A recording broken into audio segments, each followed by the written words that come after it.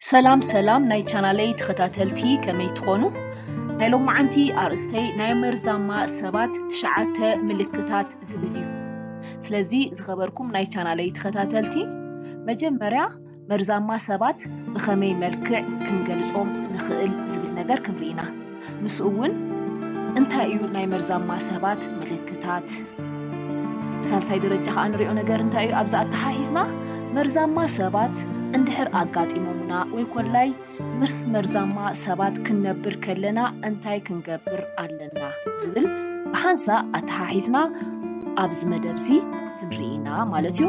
ስለዚ ሓቢርኩም ሳይፅንሑ።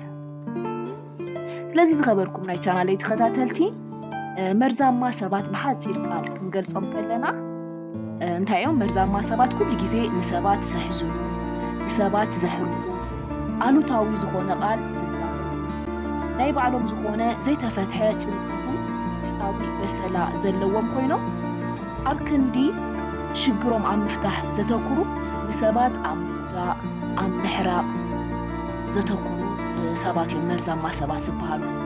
ስለዚ ብሓፂሩ መርዛማ ሰባት ብከምዚ ዓይነት መልክዕ ዝግለጹ ሰባት እዮም። ቀፂልና ከዓ እንታይ ክንርኢና ኣብ መርዛማ ሰባት ዝረኣዩ ባህርያት መርዛማ ሰባት እንታይ ምልክታቶም እንታይ ዓይነት ባህሪ እዮም ዘርእዩና ንሳቶም ሓደ ብሓደ ክንርኢና ሓቢርኩም ሳይፅንሑ።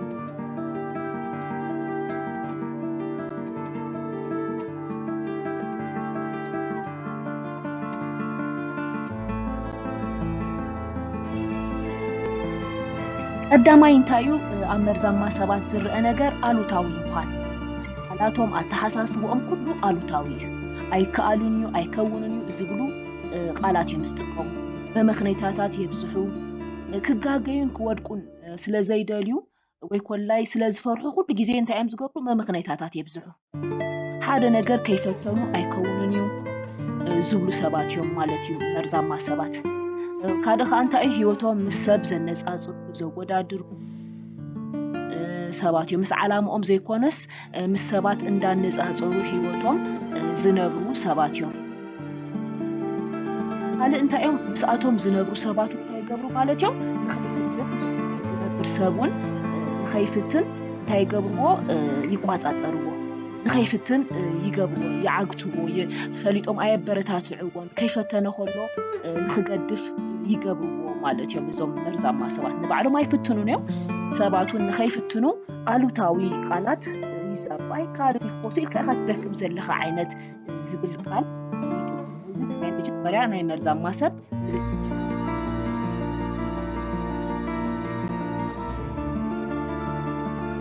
ካልእ ኣብ መርዛማ ሰባት ዝረአ ነገር እንታይ እዩ? ምንቃፍ፣ ንሰብ ምንእኣስ፣ ምድሃል፣ ንሰብ ምትሕሓት፣ ኣብ ሂወት ንኸይተዓቢ እንዳነኣሱ ኣብ ሂወት ንኸይተዓቢ ዝገብሩና ሰባት እዮም። ካልእ እንታይ እዮም? መርዛማ ሰባት ምስ ምንቃፋት ተሓሒዝና ክግለፅሉ ዝኽእሉ ነገር እንታይ እዩ? ኣብ ዝኾነ ፅቡቕ ነገር ኣብ ዝበዝሖ ነገር እታ ንእሽተይ ሕማቕ ነገር ሪኦም ዝወቕሱ ሰባት እዮም። ካብቲ ኩሉ ፅቡቕ ነገር እታ ንእሽተይ ዝሰራሕናያ ዝተጋገናያ ነገር ዝወቕሱና ሰባት መርዛማ ሰባት እዮም ማለት እዩ። ስለዚ እዚ ተኻልኣይ ናይ መርዛማ ሰባት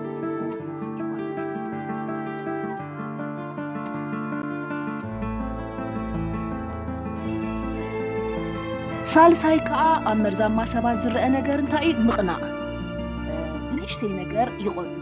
ኣብ ኢዶም ዘሎ ነገር ዝኾነ ፅቡቕ ነገር ዋላ ኣብ ኢዶም እንዳሃለወ ዝሓሸ ነገር ኣብ ኢዶም እንዳሃለወ በቲ ናይቲ ካልእ ሰብ ኩሉ ግዜ እንዳቐንኡ ይነብሩ። ኣብ ኢዶም ዘሎ ዘይኮነ ዝምልከቱ፣ ኣብ ኢዶም ዘሎ ነገር ኣይኮኑን ዘመስግኑ።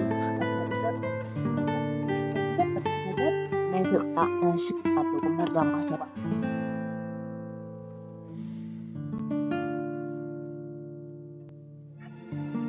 ካልእ ከዓ ኣብ መርዛማ ሰባት ዝረአ ነገር ሂወቶም ኩሉ ናይ ረኣዩለይ ሂወት ዝገብርዎ ነገር ካብ ውሽጦም ዝተበገሰ ነገር ዘይኮነ ሰባት ንኸድንቕዎም፣ የዋህ ንኽብልዎም፣ ጅግና ንኽብልዎም እዮም ዝገብርዎ ነገራት። ዝኾነ ፅቡቕ ነገር ክገብሩ ከለዉ ሰባት ክሪእዎም፣ ሰባት ንኸጨብጭብሎም። ስለዚ ሂወቶም ناي رأي له هيوتي سب كرق كله من رئيني يقول لي كل سب فلت اللي نأكل سلازرد أخوه سلاز حدث كله من فلت اللي على من بوزيلني سب نخفل كله يسعروا هيوتهم كله ناي رأي له هيوتي مالتي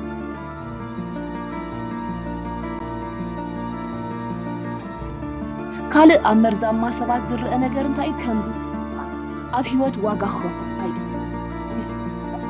أيدي ريسك موساد سلازي دولي بزي كم بيكونوا نخنبرو يمرجو مالتي جيكم أي أمنون يوم أقدمهم كم استبدل سب مخان جيكم أكن بزأمنو كم استبدل فريق تجاد أيكون يمسو سلازي جيكم كابز أمنو كم بيكونوا خمرسو كنبرو يمرجو مالتي يوم زوم مرزا ما سمعت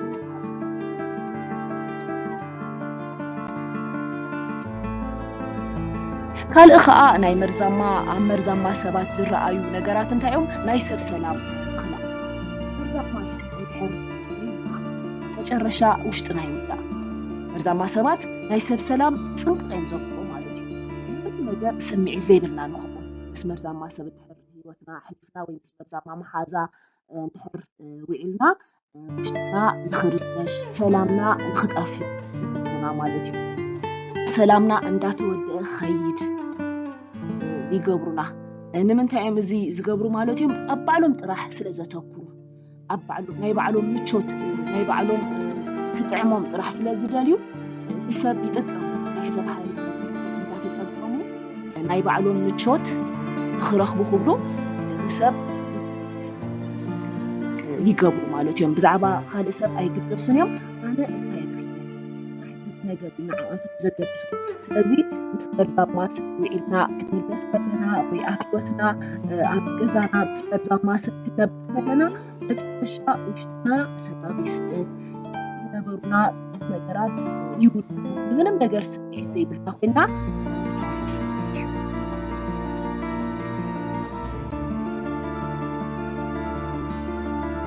ካልእ ከዓ ኣብ መርዛማ ሰብ ዝርአ ነገር ድሮት ጥራሕ زما سبات بعد راح سلازي بدي نقدر حساب كأسرو يدلشو إسرات كتير أفكاري خندي زي تخبرني أفكاري خسلا زقوم أقل كلني كم تشون ولا بيتسب حاوي حافتي مسبوق فقري بيتسب بفقري أسيرهم نتسب خجل زخونة متساوديا يقوموا مالتي بزخونة عينة متساوديا زخونة سب أسيرهم خجل كلهم نابز دلي ونجر سوم بسمرحو منقدي نخنابور نعاق بزتعمو زخولو منقدي بفتار وبكبار نتسب أسيرو بفقري يخون بزخون عين السيستم جيرو بتشوت زرخو منقدي يفادرو مالتيو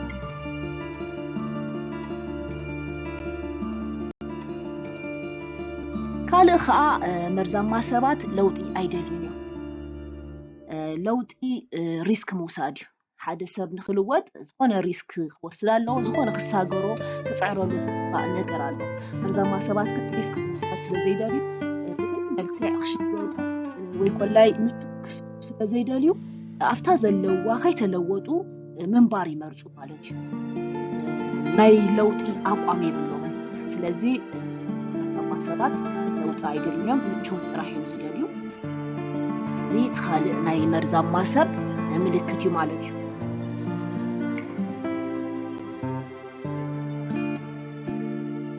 كل ناي مرزما سب ملكت انتايو نحسو كل جزء نحسو يمزنابو مالتيو حاسوت لموت يوتوميو نخشن في يحسو نخنابو يحسو نزقربهم سب يحسو لبيت سبهم كي ترفه يحسو مالتيو كل بداي كمتشوني ألو كبلس ألو بليصوم نخرأيو زخونة زداليو نجار كله زخونة بصدق منقد زي رخبو نجار بحاسوت كرخبو ألو عند حاسو زنابو سماتيو زي مرزما سبات حاسوت بموتيو زداليو نجار نخرخبو عند حاسو تدقا قامين زي ربحن زي تقدم نجار عند حاسو زنابو مرزما سبات وتسلتي ناي channel تخداتلتي إذا بزرعنا يوم هذا سكعت شعته ناي مرزما سب بلكتاتيو ናይዞም ነገራት ኣብ ሓደ ሰብ ተሪእና መርዛማነት ኣለዎ ናይ መርዛማ እዩ ማለት እዩ ዝኾነ ነገር ከዓ ካብ ሰብ ናብ ሰብ ይተሓላለፍ ኩሉ ግዜ ምስ ለዘብቱ ሰብ ካብቲ ሰብ ይለፉ ፅቡቅ ይኹን ሕማቅ ማለት እዩ ስለዚ ስምዒታት ካብ ሰብ ናብ ሰብ ይተሓላለፍ መርዛማ ሰብ ድሕሪ ኣጋጢምና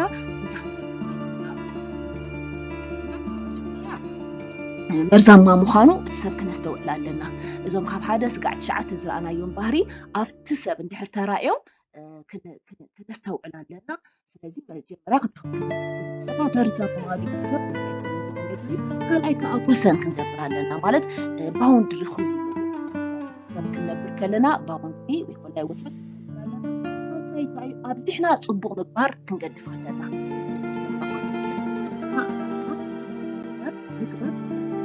ካልእ ኮላይ ካብ ባዕሉ ካብ ሽግሩ እቲ መርዛማ ሰብ ካብ ሽግሩ ባዕሉ ክድሕን ክንገዝ ንሕና ፊክስ ናይ ምግባር ግዴታ ማለት ካልእ እንታይ ኣለና ኩሉ ነገር ግዴታ ከም ዘለዎ ክነርኢ ክንክእል ኣለና ማለት እዩ መጨረሻ ካልእ ክንገብሮ ዘለና ነገር እንታይ እዞም ኩሎም ነገራት ጌርና እዞም ኩሎም ደረጃታት ጌርና እንድሕር ለውጢ ዘሪእና መርዛማ ሰብ ተፈሊናዮ ሙሉእ ንሙሉእ ተፈሊናዮ ካብቲ ሰብ ክንነብር ኣለና ዝብል እዚኣቶም እዮም ምስ መርዛማ ሰብ ክንገብሮ ዝግባኣና ነገራት ማለት እዩ ስለዚ ዝኸበርኩም ናይ ቻናለይ ተኸታተልቲ ናይ ሎማዓንቲ መደበይ እዚ ይመስል ዘለኩም ኣብ ኮሜንት ፀሓፉለይ ላይክ ሼር ሰብስክራይብ ምግባር ከይትርስዑ ሓቢርኩም ሳይ ስለዝፀናሕኩም ኣዝየ ዘመስግን ኣብ ቀፃላይ